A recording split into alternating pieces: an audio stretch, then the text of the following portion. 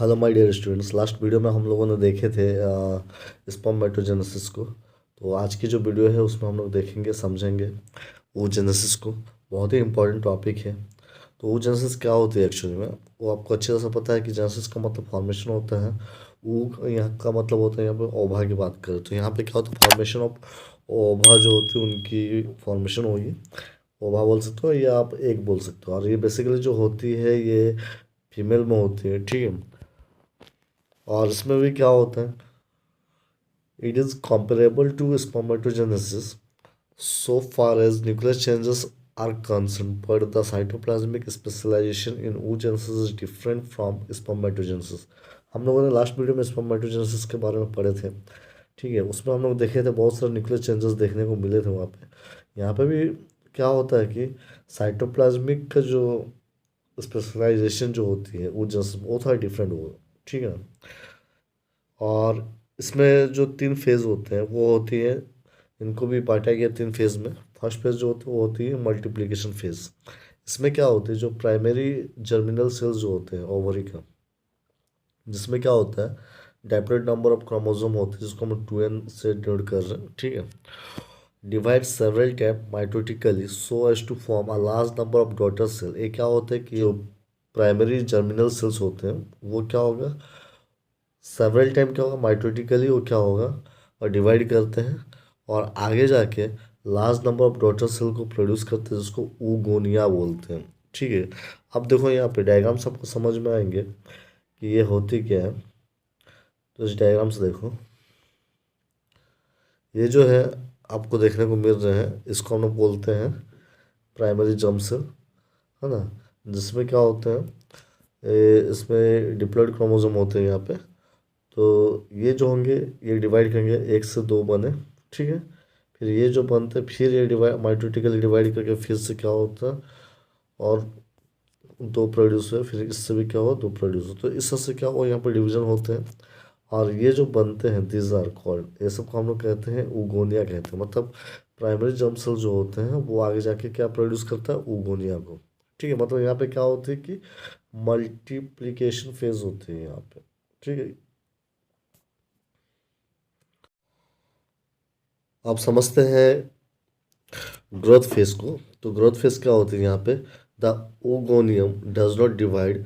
अभी ओगोनियम क्या होता है, जो प्रोड्यूस हुए हैं तो वो डिवाइड नहीं होते हैं,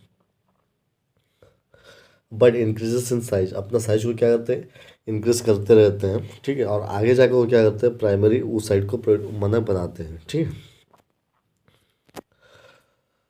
the growth is associated with both nuclear and cytoplasmic growth. यहाँ पे क्या होता है कि जो ग्रोथ होता है उसमें न्यूक्लियर का भी ग्रोथ होता है और साइटोप्लाज्मिक भी ग्रोथ कर रहे हैं यहाँ पे, ठीक है, जो साइटोप्लाज्म होते हैं। The nuclear growth is due to accumulation of large number of nuclear sap and is termed as germinal vesicle। तो न्यूक्लियर ग्रोथ जो होता है क्यों होता है, due to the accumulation of large amount of nuclear sap, और इसी को हम लोग कहते हैं जर्मिनल वेसाइकिल बोलते हैं। और जो साइटोप्लाज्मिक ग्रोथ होती है वो एसोसिएटेड है increase in number of mitochondria, endoplasmic reticulum, Golgi complex and accumulation of reserve food material, जिसको हम लोग क्या कहते हैं योग कहते हैं या विटिलिन कहते हैं। अब देखिए हम लोगों ने देखे थे जो प्राइमरी जर्म सेल थे, ठीक है, वो उगोनिया को फॉर्मेशन किया था। फिर ओगनिया जो होते हैं यहाँ पे, ये जो उगोनिया है, ठीक है, ये आगे जाके क्या होता है अपना साइज को इंक्रीज करते हैं। अब साइज जब इनकी इंक्रीज होती है तो अब ये बन जाते हैं, ये कहलाते हैं अभी क्या प्राइमरी oocyte। यही है growth phase.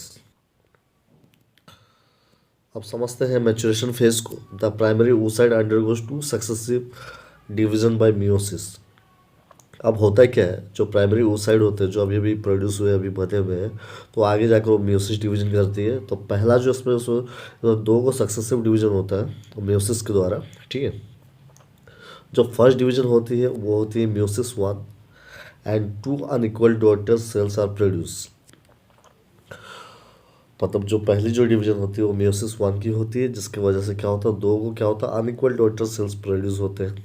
The last cells are called secondary oocyte containing haploid side of chromosome due to reductional division and the entire amount of cytoplasm. Okay यहाँ पे क्या कहता है देखिए, आप डायग्राम सब समझ सकते हो। तो अभी जो हम लोगों ने देखा जो प्राइमरी oocyte होते हैं इसमें फर्स्ट डिवीजन हुआ, ठीक है, जिसका वजह से क्या होता है, इसमें क्या होता है जो डिप्लॉइड सेल थे यहाँ पे, अब ये जो होंगे आगे जाके क्या करेंगे यहाँ पे, अब देखो ये जो प्राइमरी oocyte है, ठीक है, आगे जाकर यहाँ पे क्या होगा, फर्स्ट मैचुरेशन डिवीजन होंगे, जिसके कारण से क्या होगा, दो सेल्स बनते हैं, ठीक है। तो ये जो होंगे एक जो होगा लार्ज साइज होगा और एक जो होते हैं स्मॉल साइज होते हैं, ठीक है। इसमें क्या होता है, हैप्लॉइड नंबर ऑफ क्रोमोसोम होंगे। जो लार्ज सेल है यहाँ पे, ये जो आपको दिख रही है जो बड़ी वाली है, ठीक है, इसको हम लोग कहते हैं सेकेंडरी oocyte कहते हैं। क्या कहेंगे हम, सेकेंडरी oocyte कहते हैं। और जो छोटी वाली है इसको हम लोग कहेंगे पोलर बॉडीज कहते हैं। ओके,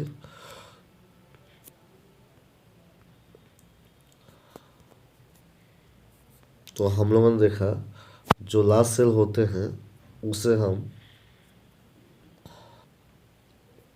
सेकेंडरी oocyte कहते हैं, जिसमें क्या होता है, हैप्लॉइड साइड ऑफ क्रोमोसोम होता है, क्योंकि वहाँ पर रिडक्शनल डिवीजन होती है। और उसके बाद जो स्मॉलर सेल होते हैं उनको हम लोग क्या कहते हैं, पोलर, फर्स्ट पोलर बॉडी कह रहे हैं, ठीक है। उसमें अगर देखें तो प्रैक्टिकली नो साइटोप्लाज्म, उसमें साइटोप्लाज्म नहीं है, ठीक है। और यहाँ पे देखिए डायग्राम से समझिए, अब देखिए इस डायग्राम से आपको समझ में आएंगे जो मैं कह रहा हूँ यहाँ पे, कि ये जो है हम लोगों ने देखा था शुरुआती से, मैं बता रहा हूँ यहाँ पे कि प्राइमरी जर्म सेल से हमको उगोनिया क्या क्या हुआ यहाँ पे प्रोड्यूस होते हैं। उगोनिया जब यहाँ पे बन गए उसके बाद आगे जाकर यही उगोनिया क्या करेंगे, वो एनलार्ज हो जाएंगे और बन जाते हैं क्या, प्राइमरी oocyte। फिर देखिए हम लोगों ने यहाँ पे कि प्राइमरी oocyte जो है आगे जाकर क्या होता है, सेकेंडरी oocyte को बनाते हैं। This is the secondary oocyte। और साथ में क्या होता है, पोलर बॉडीज बनते हैं यहाँ पे। तो यही जो है ये फर्स्ट पोलर बॉडी है, ठीक है, दिस वन। तो ये पहली पोलर बॉडी है। फिर आगे जाकर क्या होता है, ये जो सेकेंडरी oocyte और पोलर बॉडी जो होता है, फिर यहाँ पर मियोसिस 2 होती है, जो क्या करेगा फर्दर, क्या अगर मैं बातें करूँ, ये जो सेकेंडरी oocyte आपको देखने को मिल रहे हैं, दिस वन, ये जो सेकेंडरी oocyte देखने को मिल रहा है, दिस वन, ठीक है, ये है सेकेंडरी oocyte। ये क्या करेंगे, एक लार्ज ओवम को प्रोड्यूस करते हैं और क्या करेंगे, एक पोलर बॉडी बनाएंगे जिसको हम लोग सेकंड पोलर बॉडी बोलते हैं। जैसे ये फर्स्ट पोलर बॉडी था तो this one is the second polar body, ठीक है। फिर आगे ये भी देखा गया, तो यही बात को कही गई यहाँ पे। फिर ये भी देखा गया जो फर्स्ट पोलर बॉडी है, फिर ये आगे और दो पोलर बॉडी को बनाते हैं, ठीक है। तो इस तरह से आपको देखने को मिल रहे हैं यहाँ पे 3 पोलर बॉडी देखने को मिल गए, ठीक है, दिस वन 1 2 3, और एक लार्ज ओवम देखने को मिलते हैं, ठीक है। तो यही बातें को यहाँ पे लिखी गई है कि यहाँ पे जो जो हम लोगों ने देखा कि जो सेकेंडरी oocyte है और फर्स्ट पोलर बॉडी है undergo second maturation division bye meiosis 2। मतलब यहाँ पे जो सेकेंडरी oocyte है और फर्स्ट पोलर बॉडी जो होते हैं, यहाँ पे सेकंड मैचुरेशन फेज देखने को मिलते हैं, दिस वन, सेकेंडरी oocyte और पोलर बॉडी के बीच में। अब यहाँ पे क्या हुआ, एक सेकंड मैचुरेशन डिवीजन होता है बाय मियोसिस 2, ठीक है, जिसके वजह से क्या देखने को मिलते हैं यहाँ पे, as a result of this division one large ovum is form, जिसमें क्या होंगे, साइटोप्लाज्म होंगे, कंटेनिंग करेंगे एंटायर अमाउंट ऑफ साइटोप्लाज्म और n नंबर ऑफ क्रोमोसोम होंगे। और साथ में इसमें हमको सेकंड पोलर बॉडी देखने को मिलते हैं, मतलब आगे जाकर प्रोड्यूस होता है। तो इसी बात को यहाँ कही गई है इस डायग्राम से कि ये जो सेकेंडरी oocyte है, ये जो सेकेंडरी oocyte है, ये क्या करेंगे, आगे जाके एक लार्ज ओवम को प्रोड्यूस किए, साथ में स्मॉल साइज के जो होते हैं ये एक सेकंड पोलर बॉडी को बनाते हैं, जैसे कि फर्स्ट पोलर बॉडी बने थे बिल्कुल वैसा, ठीक है। उसके बाद कही गई है यहाँ पे सेंटेंस पे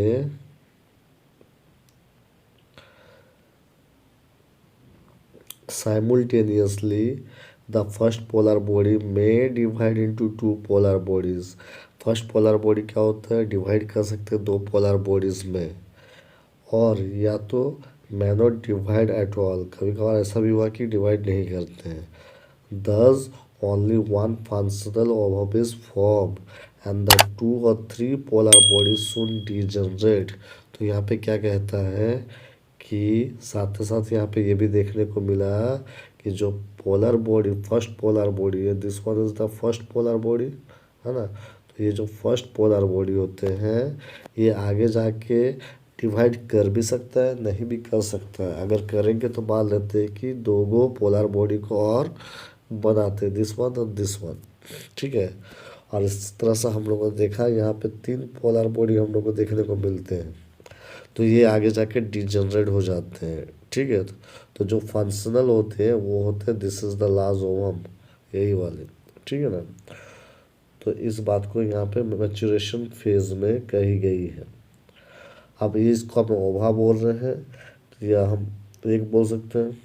तो the second polar body is formed only when the sperm enters into ovum during fertilization। Second polar body तभी बनते हैं जब स्पर्म एंटर करेंगे ओवम में, ठीक है, और फर्टिलाइजेशन के दौरान में।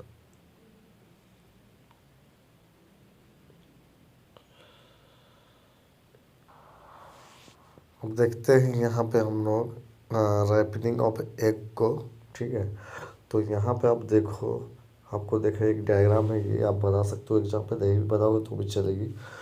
तो ये जो आपको देखने को मिल रहा है, ये जो स्ट्रक्चर आपको दिख रहा है, जो फिगर आपको दिख रहा है यहाँ पे, इसमें देखिए जो बाहरी परत है, दिस वन आउटर वाला, ठीक है, उसको हम लोग कहते हैं आउटर विटेलाइन मेम्ब्रेन कहते हैं, ठीक है। ये जो आउटर लाइन दिख रहा है आपको, ठीक है।